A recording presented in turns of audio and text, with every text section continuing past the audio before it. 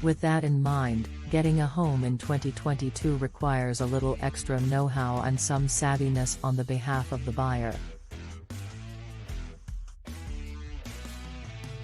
After extensive research and interviews with Peterson and recent buyer Chloe West, who found her home in an unconventional way, we uncovered 8 strategies, you can pick more than one, that you can use to give you the best chance of getting a home in 2022. Once you decide to buy a home, looking into your financing options should be one of the first steps. The process of qualifying for a mortgage includes a few different tiers. When you want to decide how much you will be able to borrow for your mortgage, pre-qualification is often the first step. To get pre-qualified for a mortgage, you'll submit some basic financial information to your lender. The lender then uses this information to give you an idea of what you could borrow and what your payments would look like. Because you don't typically have to provide any documentation, nothing is verified, and this loan amount isn't guaranteed. Pre-qualification is a good first step when you start your home buying journey because it will give you a ballpark idea of your budget, so you know what houses you can look at, but to be a more competitive buyer. Pre-approval is the next step towards securing a mortgage. In the pre-approval process, you'll usually submit documentation of your financial details, which can include bank statements, W-2s, a credit check, 2 years of tax returns, verification of your down payment funds, and more. Once you're pre-approved, your offer on a home is more likely to be accepted because you've made it further in the mortgage approval process. A pre-approval isn't a guarantee that you'll ultimately be able to get a mortgage. This is why buyers typically include a financing contingency in an offer, so they're protected in case financing falls through at a later stage. If you have some time before you have to start submitting offers, you can go further into the mortgage approval process with some lenders and secure underwritten pre-approval. This means that most of the heavy lifting in the underwriting process has already taken place. Underwriting a mortgage can take as little time as a few days to as long as 6 weeks while the underwriter looks for any discrepancies in documentation or inaccuracies in the information you submitted to ensure everything is buttoned up tight. When underwriting is completed before you make an offer on a house, it can speed up the closing process, making your offer more attractive to sellers. The extra time and effort that it takes to get an underwritten pre-approval may be worth it. Your offer will look more favorable to the seller because you're that much closer to securing a mortgage, and there's less of a chance that the deal will fall through. Peterson suggests that buyers get as far into the underwriting process as possible before submitting offers, saying, if they have underwriting approval, versus just a pre-approval, they're a much stronger buyer than someone with just a pre-approval letter. Buyers who go this route may even be able to remove their financing contingency. What if you don't have a credit score? If you don't have a credit score, the mortgage approval process is trickier, and a pre-approval is harder to come by. In order to be approved for a mortgage, you'll usually have to submit additional information and documentation and go through a manual underwriting process. Speaking of contingencies, Peterson says the fewer, the better.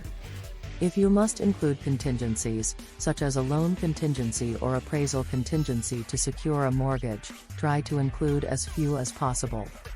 One contingency that can potentially be bypassed is the inspection contingency, if the buyer is willing to buy the home as is or if the seller has completed a pre-listing inspection.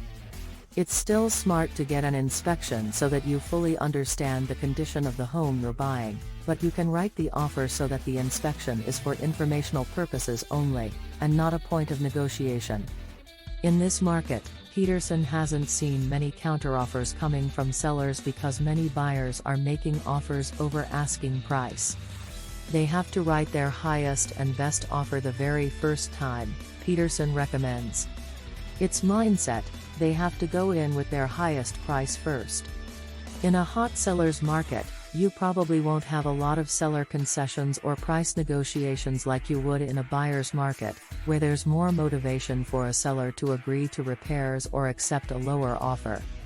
Sellers likely have more than one buyer lined up, all with their best offers on the table. If you do get to the negotiation stage, be flexible and only focus on your non-negotiables. Choose a top agent. Working with a top real estate agent is key to a successful home buying process in any market, but it's especially important in the market that we've seen since 2020. Peterson has been in real estate for 18 years and says she's never seen the market like this, which is why having an agent to guide you through the process and be your ally is so important. A top agent can give their full attention to finding new listings and negotiate on your behalf when the time comes. Peterson sees firsthand how a proactive agent can assist their buyers. Quite often, she says, buyers' agents are trying to find out when the listing agent is getting ready to present offers to the seller, and calling us right before we present to the sellers and trying to up the offer. The bidding wars are crazy. Count your cash. In this market, Peterson highlights that buyers can get a leg up if they come to the table with not only enough cash for a down payment and closing costs, but also enough cash to cover a potential appraisal gap.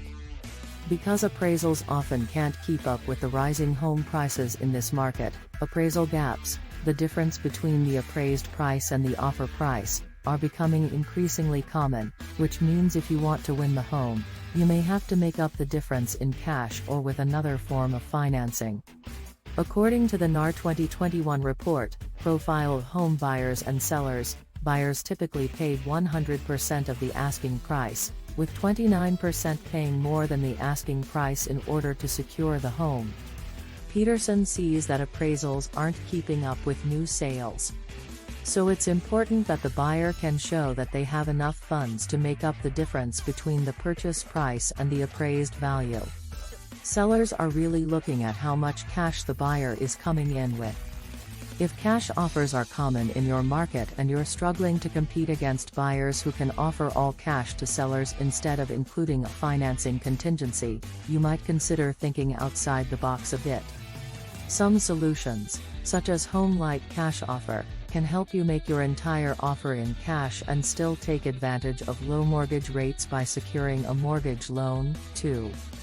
A love letter is a letter that a buyer includes in their home offer that explains what they love about the house and why they want to live there. Letters like these can potentially impact which offer a seller chooses.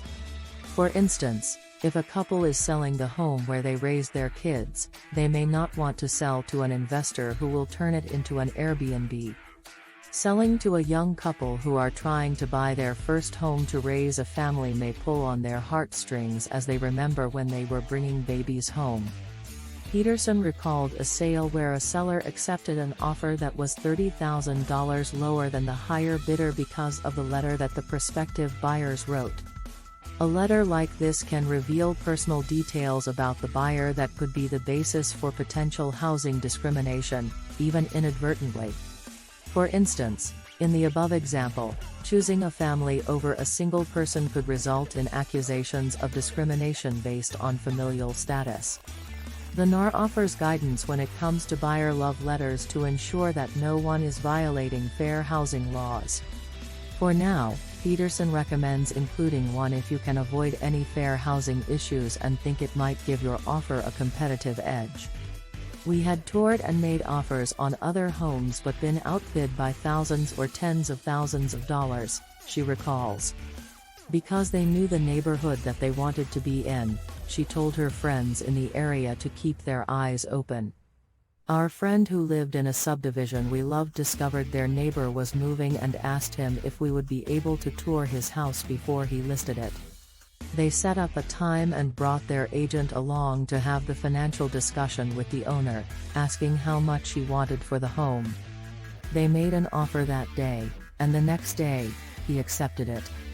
Chloe shares that the moral of the story is to make sure that everyone in your circle knows your house shopping and to keep their ear to the ground for any neighboring houses that are considering selling, so you can get in before it's listed. Be proactive and think outside the box. The themes for getting a house in 2022 are to be proactive and think outside the box. Kindly subscribe to this channel. Don't forget to like, comment and share this video.